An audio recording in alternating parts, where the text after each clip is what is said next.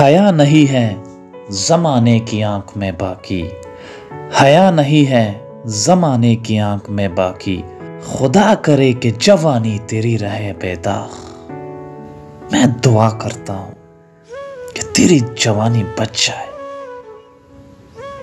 دل سے دعا ہے، لیکن کسی کا عہد جوانی میں پارسا ہونا، قسم خدا کی یہ توہین ہے جوانی کی۔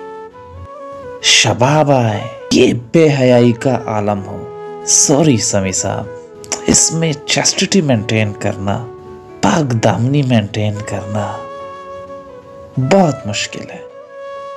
یاد آئی جفا آئی، غرور آیا، حجاب آیا، ہزاروں آفتیں لے کر حسینوں پر شباب آیا۔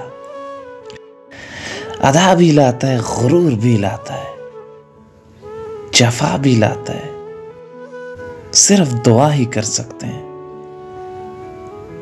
دعا کا سہارا ہے کہ جوانی تیری رہے بے داغ، بے داغ۔